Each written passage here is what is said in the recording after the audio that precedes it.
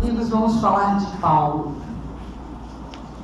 Vamos nos imaginar naquela terra palestina, na atmosfera das noites quentes, na ambiência da casa do caminho.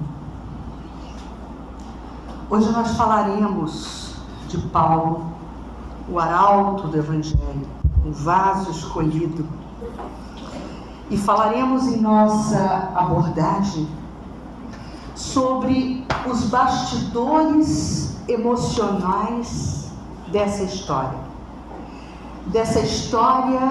épica, dessa história que seria um grande roteiro de cinema se fôssemos produzir essa superprodução que nos fala ao coração. A conversão de Saulo em Paulo. Uma história convite. O convite para o homem velho que ainda habita em todos nós. Então, para ilustrarmos a fala, eu vou colocar aqui algumas imagens apenas a título de ilustração, de sensibilização, para que possamos juntos fazer essa imersão na história de Paulo. Achar a pasta aqui onde estão os... É a segunda. Porque eu estou lendo pequenininho. Depois do relatório lá, você estava ficando para baixo. Para baixo. Sabe por quê? Porque estava nas águas da cachoeira. E ela me levou de roldão a água da cachoeira. Aqui, PowerPoint que eu quero. Vamos lá.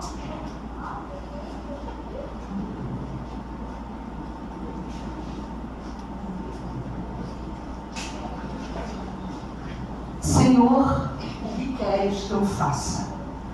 É a grande pergunta motivadora da noite de hoje. E essa frase foi proferida em um momento que o doutor da lei, a grande eminência farisaica da igreja de Jerusalém, do Sinédrio, estava de uma forma avassaladora, emocionalmente alterado. Após o desencarne de Abigail, a noiva amada, Paulo de Tarso se dirige a Jope e busca nas reminiscências do casal que a abrigava em Jope notícias dos últimos momentos da mulher amada. E essa conversa recrudesce nele, galvaniza nele a raiva e o ódio que sentia pelos homens do caminho.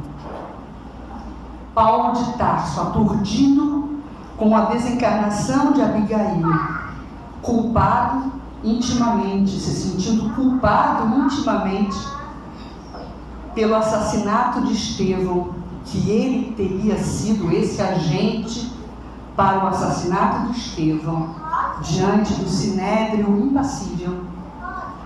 Paulo rememorava esses últimos momentos de dor, a perda da noiva amada, os momentos desafiadores da morte de Estevão no Sinédrio, e o quanto aquela situação o incomodou, não apenas por compaixão, por culpa de ter provocado a morte do irmão da noiva, mas a irritação nele era avassaladora, porque mesmo diante daquele momento intimidador, onde Estevão estava realmente se colocando como um cordeiro em oferta, para que ficasse evidente para aqueles homens da igreja de Jerusalém qual seria a mensagem do Cristo. Exemplos que ele buscava dar naquele momento de imolação, de forma pacífica, de forma serene, mas de forma contundente, ressaltando a mensagem do Mestre. Paulo se sentia muito irritado, porque ele percebia na estatura moral do primeiro mártir do cristianismo uma atitude tão pacífica, tão austera em termos de moralidade, que esse comportamento de Estevão o irritava e fazia com que ele entrasse em um colapso, porque ele não conseguia entender da onde Estevão auria tanta estatura moral, que ele não enxergava nos seus pares e amigos da igreja de Jerusalém. Então, toda essa sucessão de acontecimentos galvanizaram em Paulo o ódio pelo carpinteiro de Nazaré, o ódio pelos homens do caminho, daqueles pescadores que o desafiavam na sua autoridade enquanto doutor da lei, julgando-se prejudicado pela difusão do Evangelho, renovaria, naquele momento de profunda dor, de profunda perda, recrudesceria a perseguição aos cristãos, aos homens do caminho, porque esse vocábulo até então, naquele momento ainda Saulo, não existia. Ele recrudesceria a perseguição aos homens do caminho. Sem outras esperanças de poder ganhar completude o seu sonho de jovem brilhante, de composição de uma família, da continuidade de uma vida em harmonia, em paz, plena de amor, plena de reciprocidade com Abigail, isso foi retirado dele. Abigail havia cedido à sedução da mensagem do caminho, e ele carregava a culpa pela morte de Estevão. Então tudo isso era uma avalanche de sentimentos e emoções avassaladoras, já que lhe faltava a oportunidade de construir esse lar. Se dedicaria de corpo e alma, a partir daquele momento, à perseguição daqueles que difundiam a doutrina do carpinteiro. Ele se dedicaria de corpo e alma a defender a lei mosaica, preservando a fé, a tranquilidade dos compatrícios da igreja de Jerusalém.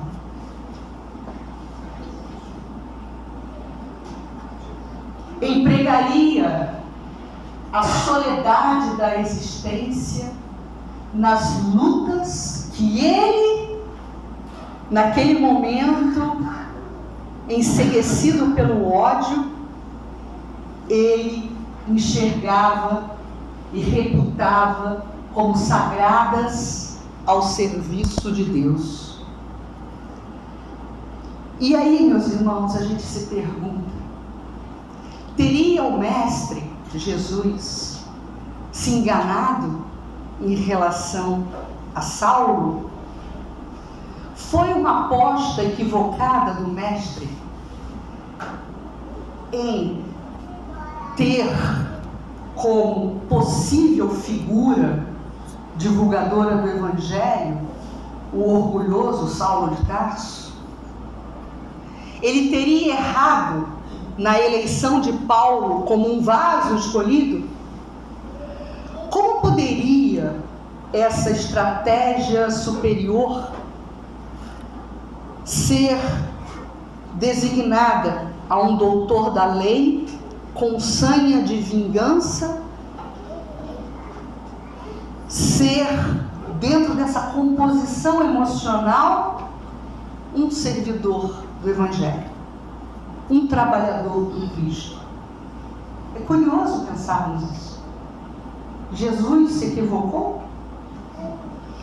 E a palavra que podemos inaugurar nessa nossa reflexão de Paulo é tenacidade. Paulo era tenaz. Ele era tenaz, disciplinado, no estudo da lei mosaica. Ele era ambicioso. Ele queria galgar as posições mais destacadas na igreja de Jerusalém.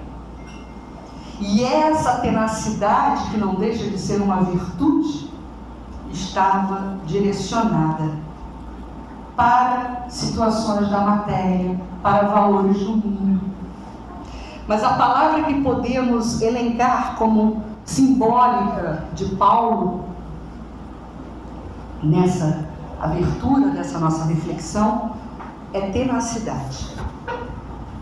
Saulo, desde a adolescência, sonhava com a busca da paz, a composição de uma família que daria a ele essa paz, essa tão almejada paz interior. Ele tinha sede de uma estabilidade para realizar a sua carreira, era muito dedicado, muito sério nisso. Onde encontrar a paz? Pensava ele. Os mestres de Israel o ensinaram a alcançá-la na observância da lei mosaica, na rigidez do comportamento diante dessa lei, na observância integral da lei mosaica. Paulo era um jovem criado numa cultura para que ele pudesse guardar os princípios dessa lei. O rigorismo assinalava o comportamento de Paulo. O rigorismo da letra não só assinalava a sua personalidade, como é característica do comportamento farisaico. O rigorismo da lei. A gente não usa aquela expressão, vamos extrair o espírito da letra? Não vale para o farisaísmo. Eles eram rigorosos na observância da lei. Não havia depreensões. Não havia viés conclusivo, filosófico, em desdobramento. A letra, é aquilo. Consagrara-se ao ideal de servir a Deus com todas as suas forças, com a tenacidade característica de Paulo. Paulo esteve, em certo momento, no descaminho, nessa defesa da lei mosaica, mas, ao mesmo tempo, quando olhamos sobre o olhar mais alargado, já sobre as instruções do conteúdo doutrinário, nós vamos perceber que Paulo era obstinado no seguimento da lei mosaica, mas não observava a lei divina. Ele foi criado, vou usar essa palavra entre aspas, ele foi adestrado a dar execução à lei, mas ele não refletia sobre o rigorismo da lei. E aí nós vamos encontrar o seguinte atestado em um livro dos Espíritos, numa recomendação de São Luís. E eu quis trazer essa recomendação do livro dos Espíritos, questão melhor dizendo, 1019,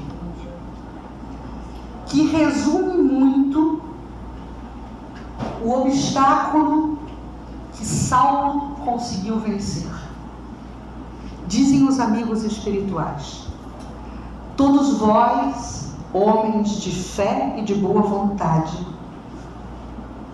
trabalhai, portanto, com ânimo e zelo, na grande obra da regeneração, que colhereis pelo cêntuplo o grão que houverdes semeado.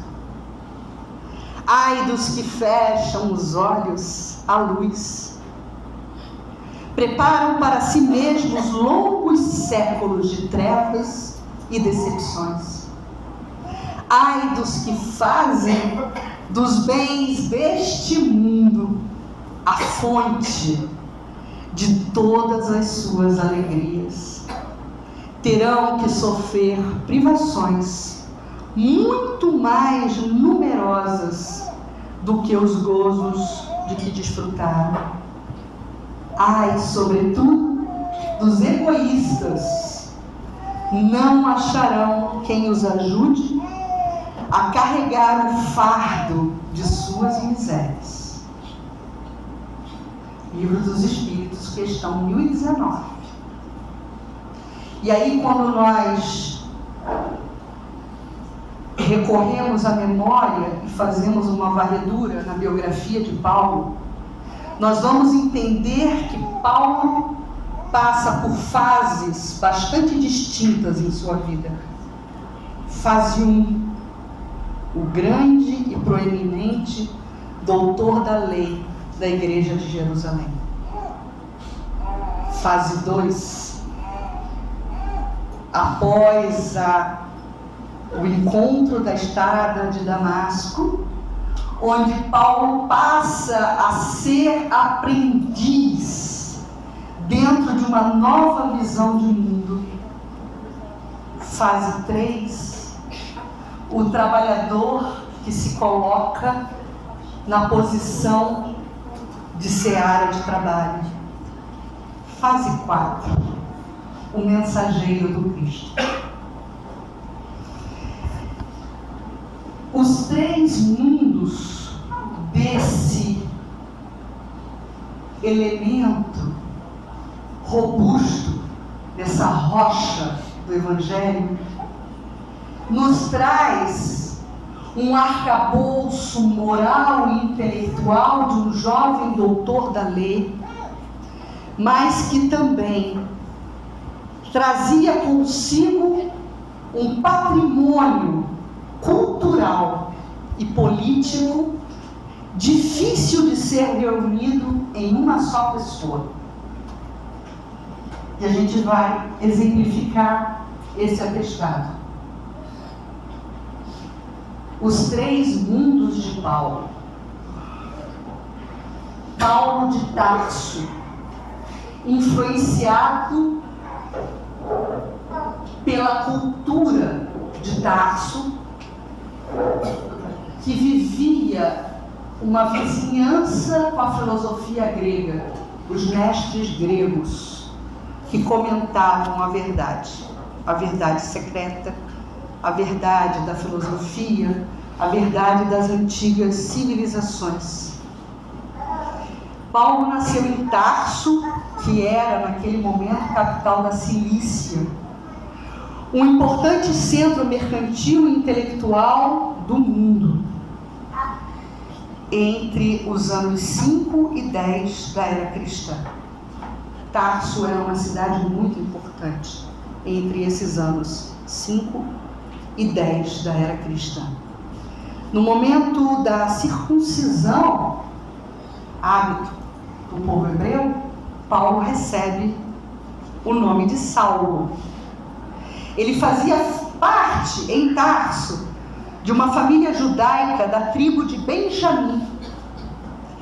Era também, ao mesmo tempo, um cidadão romano, porque seus pais, ou melhor dizendo, seu pai o era cidadão romano, e por isso hauria privilégios que podiam ser conseguidos pelos habitantes das províncias de Roma de 2 formas: como recompensa por serviços prestados ao Império Romano, ou pelo desembolso de vultuosa quantia.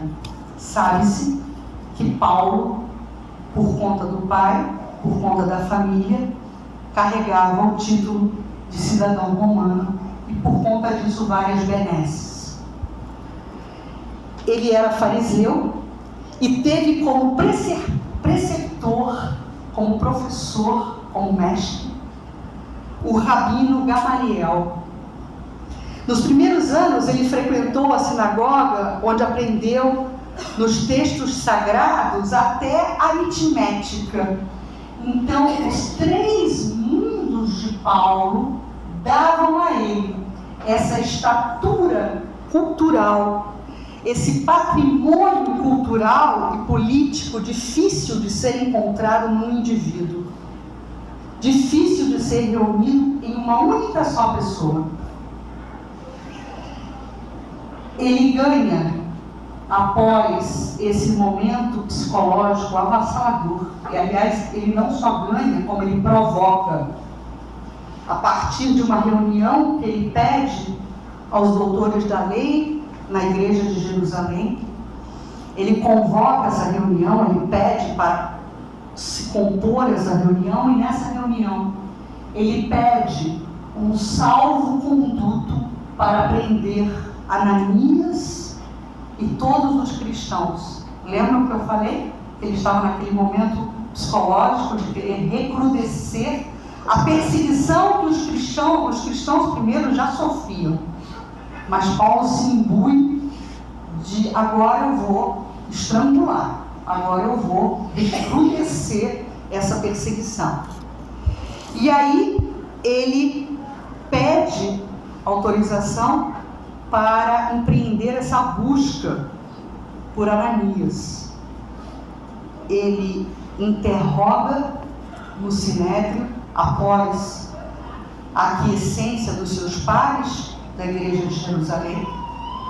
Ele interroga um rapaz que havia recentemente visto Ananias em Jerusalém. Ele convoca esse rapaz e, com requintes, e é curioso falar isso de Paulo, né? Com requintes de crueldade, ele interroga esse rapaz. E como o rapaz, no primeiro momento, não entrega o paradeiro de Ananias, ele se utiliza de instrumentos de tortura para arrancar desse rapaz a informação tão perseguida, a informação que ele queria. Aonde está Ananias? E por que Ananias? Porque Ananias teria sido, nos últimos momentos da vida carnal de Abigail, o seu grande educador, o seu grande evangelizador. E Paulo queria perseguir Ananias, porque na leitura equivocada que ele fazia daquela situação, Ananias deveria ser um dos primeiros a serem punidos pelo desvio de Abigail, por ter feito nela uma lavagem cerebral para que ela se aproximasse cada vez mais da doutrina do carpinteiro infamante. Então ele consegue, após essa sessão de tortura, a informação de onde estaria Ananias, e Ananias teria retornado para a cidade de Damasco. Vamos falar um pouquinho agora de Ananias, o discípulo. Para Paulo, Ananias era um perigoso elemento que estava de volta em Damasco. E ele estaria lá em Damasco perturbando a vida de quantos irmãos hebreus que necessitavam de paz, perturbando a harmonia das sinagogas. E ele, Paulo, pensava assim: não é justo que o mais alto, aliás, essa foi uma argumentação muito inteligente de Paulo, para criar a sanha de cooperativismo entre os seus pares, doutores da lei no Sinédrio. Ele dizia assim: não é justo que o mais alto tribunal da raça, vejam isso, do mais alto tribunal da raça, porque os filhos de Israel traziam naquele momento essa característica. Eles realmente se consideravam o povo eleito. E foram o povo eleito no tocante à disseminação e à semeadura do entendimento do Deus único. Ponto. Essa foi a grande colaboração. Mas não que Deus tivesse um povo eleito preferencial. E os hebreus não entenderam. Eles se diziam filhos de Israel e dessa raça mais qualificada do que os outros. E o farisaísmo era um movimento e uma dinâmica que reforçava esse entendimento entre o povo hebreu. Nós somos os eleitos. Então, como pode o mais alto tribunal da raça se desinteressar pelas coletividades israelitas em outros setores? Proponho estendermos os benefícios da campanha de perseguição aos homens do caminho para outras cidades. Então, o que era uma estratégia de abafamento em Jerusalém foi uma estratégia ampliada para outras cidades. E Paulo era a grande liderança para conseguir sucesso nesse intento. E aí, meus amigos, Paulo carrega com ele soldados, empreendem uma viagem em direção a Damasco, nas mãos que futuramente semeariam o Evangelho. Paulo trazia uma carta de intenção, um salvo-conduto para prender Ananias, prender todos os cristãos que fossem achados pelo caminho. E se Ananias resistisse, ele tinha o salvo-conduto da igreja de Jerusalém para assassinar Ananias. Seria um segundo assassinato. Ele já havia assassinado Estevão. E ele toma a direção da estrada de Damasco. Como foi esse despertamento na estrada de Damasco?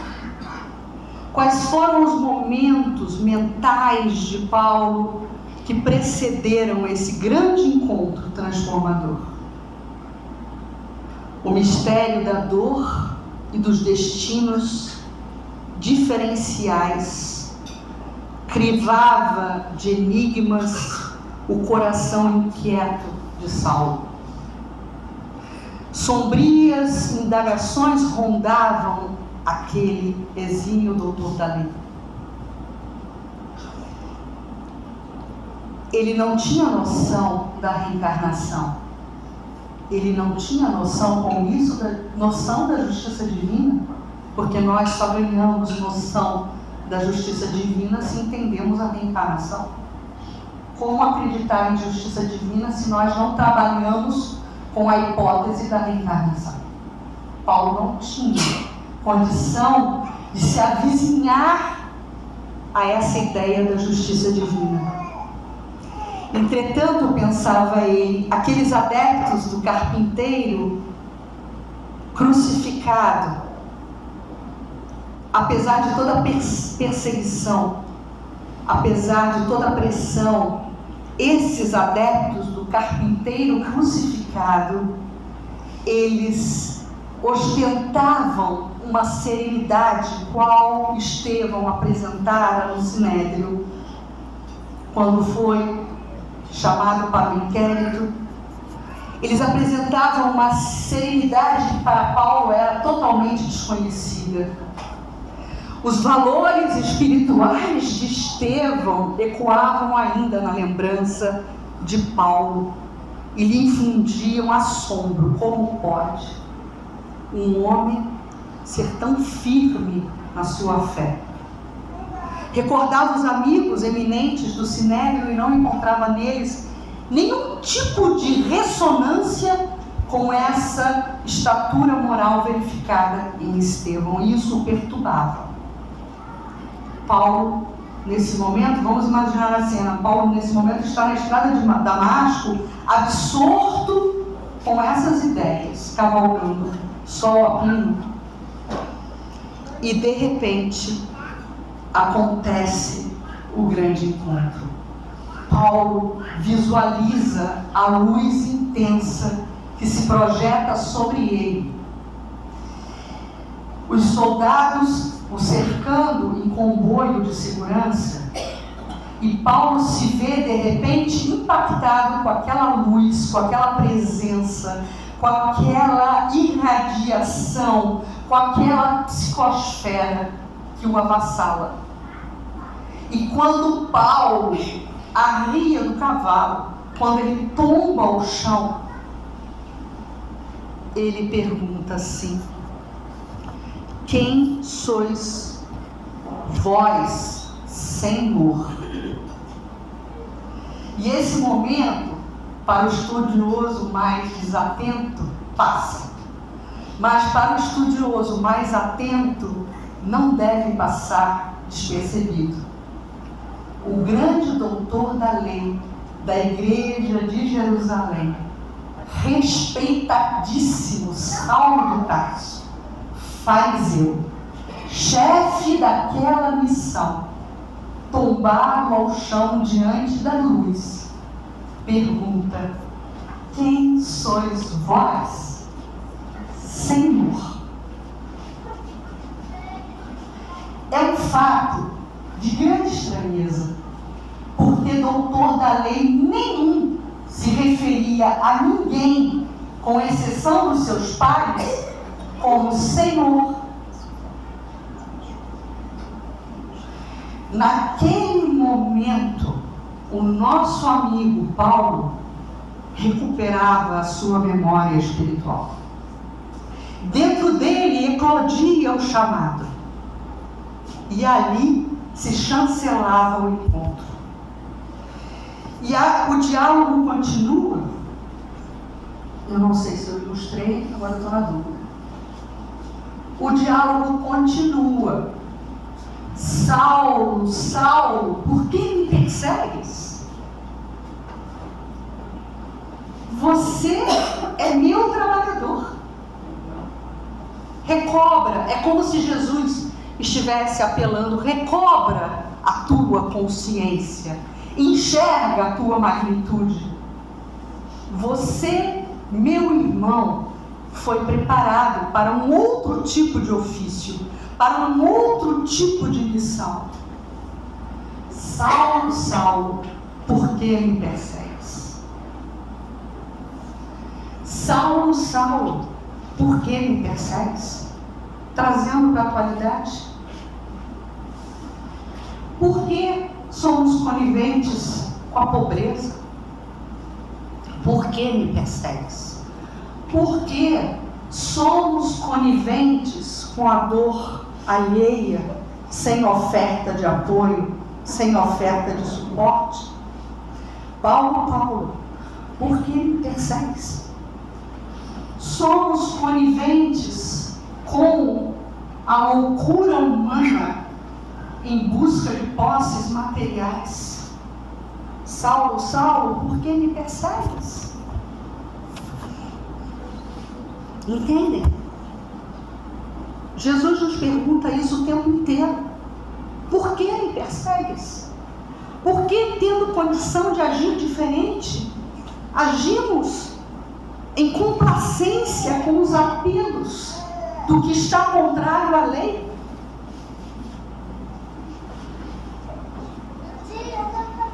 Quem sois vós, Senhor? Recobra a consciência. Quem somos nós? Qual é a nossa finalidade nessa nossa vida? Quem somos nós? Jesus é o nosso Senhor? Nós estamos sendo para Ele tarefeiros da sua proposta? Nós estamos faltando as nossas vidas com a tenacidade de Paulo naquilo que conseguimos alcançar, já alcançar? Ou estamos acomodados em uma proposta mais light no nosso agir? Estamos empenhando tudo que podemos para não perseguir Jesus? Quem sois vós? Quem sois vós? Quantos irmãos nossos, dragados pelos apelos da matéria, se fazendo essa pergunta: aonde está a luz? Quem me ajuda? Aonde eu encontro suporte? Quem sois vós, Senhor? Quem é esse Criador justo e bondoso? Aonde eu encontro Ele? Quem sois vós, Senhor? Estamos rodeados de pessoas em depressões profundas. Os índices de suicídio não decrescem, só aumentam, inclusive em crianças. O que tem uma criança em termos de desalinho emocional e psicológico para tentar suicídio, né, Ivana? Aos 4, 5 anos de idade? Quais são as questões atemorizantes que uma criança de 4 ou 5 anos de idade pode ter nessa vida para tentar suicídio? Vamos desconhecer a vida do Espírito? Vamos desconhecer o valor da evangelização? Para que esse Espírito reencarnante consiga, no contato salutar com a doutrina, amainar esses apelos do passado e pacificar a sua alma sedenta de apoio, sedenta de luz? Quem sois vós, Senhor? Eu sou Jesus. Eu sou o promotor da segunda grande revelação. Eu sou o Filho de Deus e ao mesmo tempo o Filho do homem, que veio nos falar de amor, que nos entregou a boa nova. Evangelho significa boa nova, que nos entregou a boa nova, nos indicando o caminho. Eu sou o Cordeiro de Deus. É muito bonita essa expressão. Não tem nada de igrejismo. Não tem nada de igrejismo. Eu sou o Cordeiro de Deus. Eu sou aquele que me imolei. Porque dentro da tradição judaica, o Filho de Deus fazia oferenda ao Criador. Os hebreus, eles eram e ainda são monoteístas. E como povo monoteísta, como cultura monoteísta, havia culturalmente essa habitualidade da oferenda. E qual era a oferenda? Um cordeiro, para ser imolado no altar, em honra de Deus. Em um processo ritualístico de culto, dizendo o seguinte: eu te honro, meu Pai, porque eu reconheço a minha filiação divina.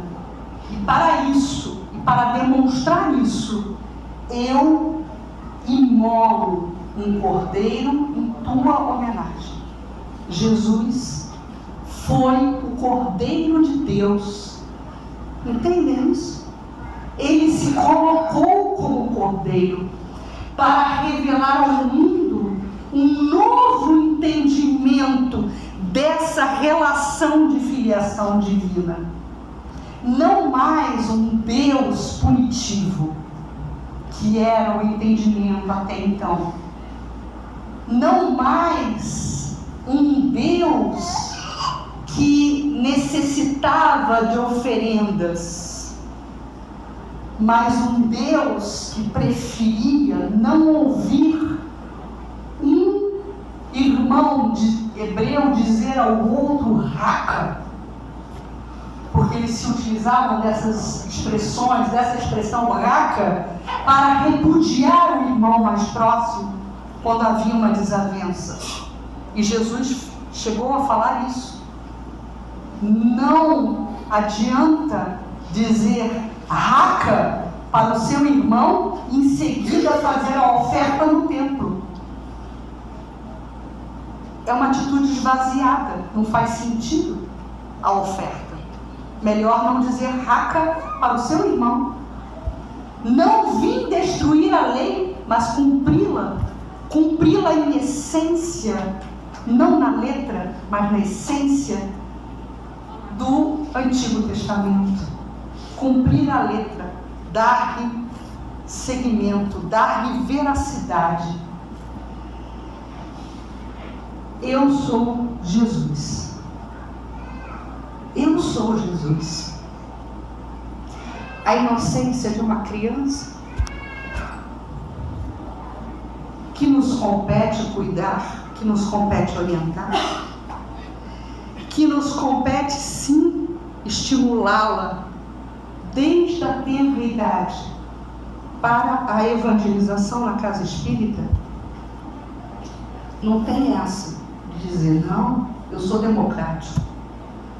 O meu filho vai escolher a sua religião.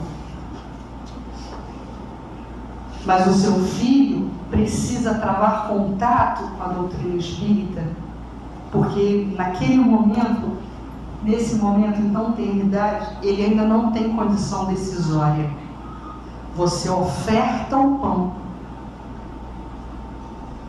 para que depois a criança possa repartir esse pão, se quiser, mais tarde, quando essa criança tiver a condição de decidir. Mas é a obrigação moral dos pais apresentarem a evangelização, a oportunidade da evangelização para os seus filhos. Eu sou Jesus. E aí, dentro dessa estrutura de transformação de Paulo, nós vamos encontrar lindas expressões de incentivo. E uma das que eu mais gosto é: Paulo, não recalcitres contra os aguilhões. Não te detenha diante dos desafios. Não nos detenhamos, meus irmãos, diante dos desafios. Eu vou repetir aqui algo que eu já falei hoje à tarde. Quem é ovelha do rebanho nunca deixa de ser protegida pelo pastor. As injunções de isolamento é que nos deixam submissos e expostos a uma ausência de proteção. Mas mesmo assim, a providência divina, ela é tão amorosa que ela nos coloca em vida, encarnados, com um amigo espiritual que é o nosso mentor, 24 horas ao nosso lado.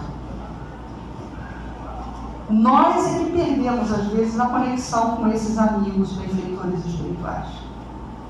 Mas a providência divina, ela é tão amorosa, Deus é tão poderoso, tão amigo, tão pai. Deus é pai, que ele transborda esse amor, e esse amor inunda a nossa atmosfera. E qual aquele que quer alcançar a luz que se projeta sobre o indivíduo, basta nos esticar o braço ou esticar a mão para sermos tocados e beneficiados pela luz que irradia incessantemente sobre as nossas cabeças. O nosso mentor está 24 horas ao nosso lado. Vocês se lembram disso? Porque eu me esqueço de vez em quando. Aliás, eu dou muita hora extra para o meu mentor. É muito bonito esse suporte divino para conosco. Paulo, não recalcitres contra os aguilhões. Não recalcitres contra os aguilhões. Às vezes temos muralhas desafiadoras à nossa frente, mas a marreta do conhecimento doutrinário está à nossa disposição para quebrarmos muros da resistência às nossas boas ações. Ali mesmo, voltando à estrada de Damasco, ali mesmo, no santuário augusto do Espírito, fez o protesto de entregar-se a Jesus para sempre. Estava ali, chancelada novamente a aliança que se mantinha até aquele momento esquecida. Então, meus amigos, Paulo não foi uma aposta errada do Cristo. Aliás, não existe essa perspectiva de Jesus se equivocar em relação aos seus irmãos, habitantes do planeta onde ele é governador. Ali mesmo, no santuário daquele encontro, a chancela de um compromisso. E esse momento me fez indagar, e eu quero estender essa indagação para vocês. Quem estará na vida sem um ministério divino? Qual é a sua questão na vida? 1 minuto para tomar.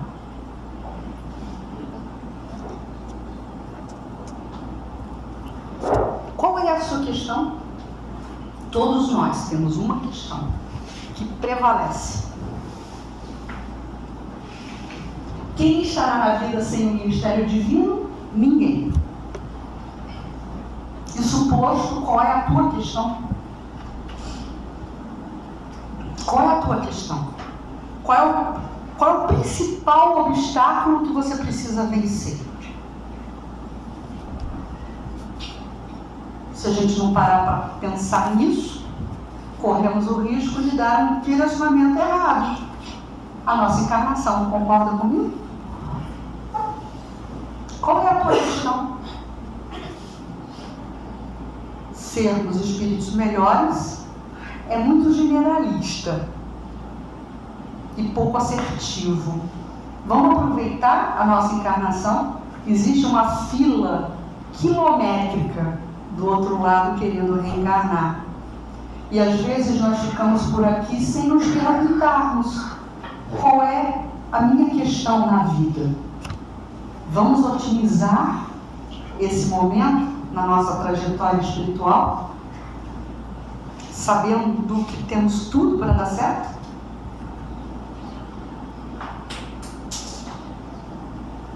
Muita gente dirá que desconhece a própria tarefa. E aí quem está puxando a orelha não sou eu não, tá? É Emmanuel. Tá? Muita gente dirá que desconhece a própria tarefa, que é insciente, ou seja, que não tem consciência a tal respeito. Mas nós poderemos responder que, além da ignorância, há desatenção e muito capricho pernicioso. No processo de acomodação, existe a tendência de não nos fazermos perguntas, porque, como somos muito condescendentes conosco mesmos, não queremos ouvir a resposta. Paulo nos ensina a fazer essa pergunta. Paulo, na fase 2, ele fez valer a função de tecelão, se isolou no deserto, viveu uma vida de penúria, foi perseguido, foi atacado, foi machucado, foi violentado, no sentido físico. em nome do Cristo, em nome de vencer as suas questões ou a sua questão. Temos a mesma tenacidade de Paulo?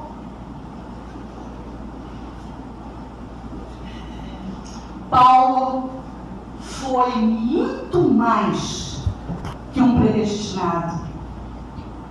Muitos escrevem sobre Paulo, não só no meio espírita, no meio acadêmico, no meio de outras religiões, principalmente na Igreja Católica. Muitos escrevem, muitos se debruçam sobre a biografia de Paulo, o chamando de predestinado.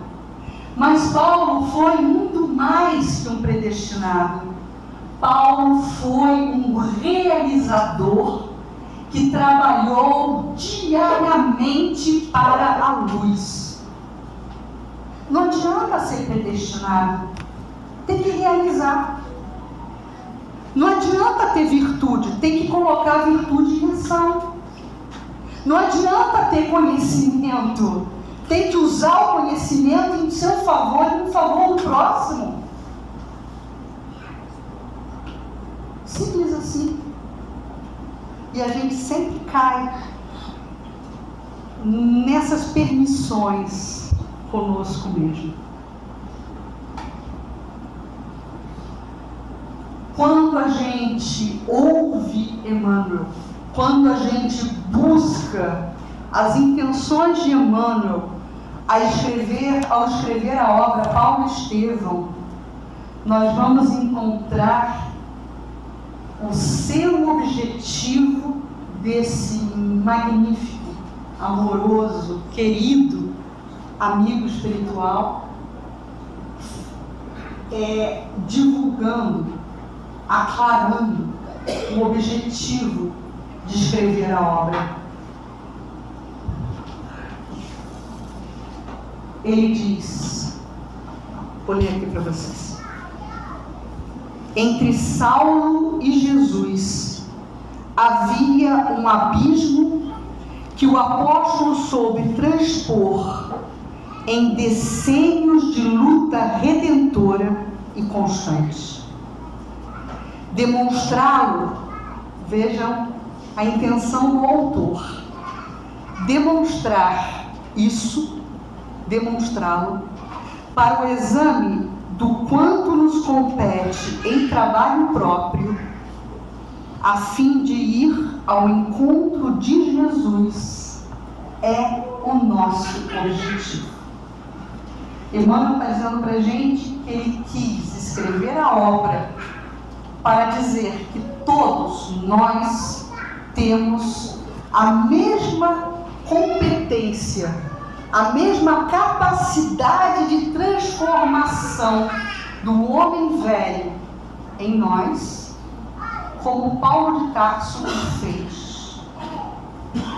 Eu nunca vi um espírito superior jogar palavras em vão. Eu nunca vi um espírito superior ser condescendente em termos de nos vender ilusões. Emmanuel está dizendo para nós que todos nós temos essa capacidade de transformação que Paulo de Tarso tanto exemplificou. Nós somos filhos de Deus, plenos de potencialidades. Em nossa estrutura espiritual, filosoficamente falando, corre o DNA divino. Nós somos filhos de Deus, plenos de potencialidades. Podemos fazer tudo que quisermos na construção do bem, no olhar caridoso para com o nosso próximo e na construção de um mundo melhor. A transição planetária, a tão falada transição planetária, ela depende das coletividades humanas. A lei do progresso, ela é inexorável, ela vai acontecer, queiramos nós ou não. Então, a partir desses 2 atestados, fica uma provocação que eu quero amorosamente que ecoe no coração e na mente de cada um aqui presente para o encerramento da noite de hoje. Vou botar caraminhola na cabeça de vocês. Se a lei do progresso ela é inexorável e ela vai acontecer, queiramos nós ou não, mas se a transição planetária depende das coletividades, a pergunta é: para onde vamos quando esse impositivo acontecer? Seremos participantes desse momento ou seremos convidados a nos retirar de um novo festim das bodas por não estarmos trajando as túnicas brancas? O planeta segue. O planeta segue, minha gente.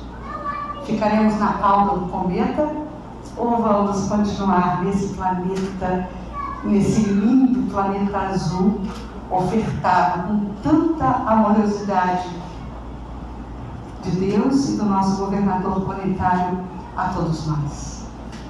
Que venham outros conespes e que possamos estar juntos cada vez mais refletindo sobre essas questões. Muito obrigada.